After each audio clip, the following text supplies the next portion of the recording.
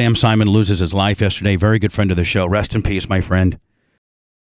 And we're going to have a little Sam Simon tribute. Just some of the happier times of that Sam called in the show.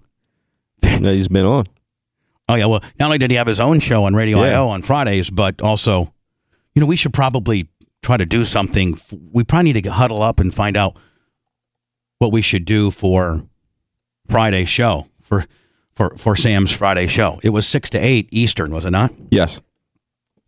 So let's get a hold of Frank and, Tom Bean's out of town, so I can executively make the decision with regards to what we do. Well, it was on Channel Bubba 1, so at the end of the day, it's really kind of my world. But Sam Simon, co-inventor, co-creator, I should say, of The Simpsons, one of the most genuous, most how do you say it, Manson? Philanthropic. Yeah, philanthropic. Yeah. He did so well. You know what I mean? You know what I'm trying to say. He was one of the main people behind the Tracy Ullman Show, the Drew Carey Show, Taxi, the George Carlin Show. Of most recently, the Anger Management with Charlie Sheen. Has 9 television Emmys. Made about $60 million a year just from residuals of The Simpsons. Was the co-creator of The Simpsons, and his love for animals was unprecedented. I don't know of any other person in the world that puts their money where their mouth is with regards to doing more for animals than Sam Simon. Can you guys think of anybody? I mean, I don't know anyone, but to the point where he gave a lot of money. To the point where he bought like a $10 million vessel to try to stop people from illegal whaling, like a $10 million big boat that would go out. Yeah, he doesn't take donations. No, that's the one thing. Sam Simon had the Sam Simon Foundation, and its mission statement was to take care of animals. And Sam wouldn't take donations. Like, you couldn't donate to the Sam Simon Foundation. He's like, I don't need your money. I got enough of my own. And I want to do this all out of my love for animals. That was the funniest thing. I went to his house one time in Pacific Palisades. It was probably, I don't know, maybe a $15, $20 million home.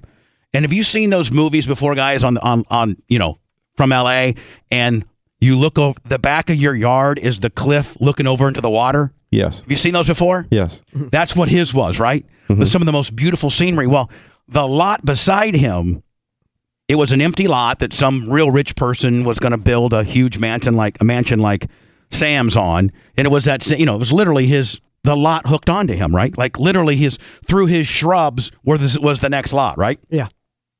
Well, when he hit it big, he said, I don't want anybody building next to me, so he overpaid for this lot. This vacant lot, and he didn't build on it. He put a fence on it and put all of the stray dogs. So here are these stray dogs that are literally on like a $10 million piece of land, pooping, peeing, and these dogs that he rescued had the nicest view in the world. And it was just amazing, some of the things that this guy did. And his foundation, the Sam Simon Foundation, every Tuesday or every other Tuesday, if you lived in Los Angeles and your dog, you couldn't afford any type of medical procedure, veterinarian-wise. And you guys know that, veterinarian-wise, oh my God, it might be 3 times what it would be for a human because they got you. Yep.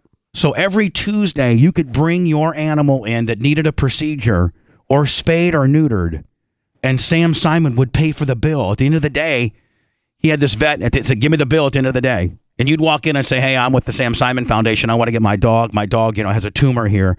Needs to be taken out. It was going to be like $3,000. Guy couldn't afford it. He pre-qualified through the Sam Simon Foundation and got it done for free. I mean, this guy was remarkable. This guy was a man's man. He was very successful, very loved by a lot. And I think I'm going to go to the funeral. So I got all the information from his assistant, Michelle, late last night. And so I think that's a funeral I should go to, out of respect to Sam, and being a fellow. I mean, at the end of the day, he was part of the Bubba fold, was he not? Definitely. He was on Bubba.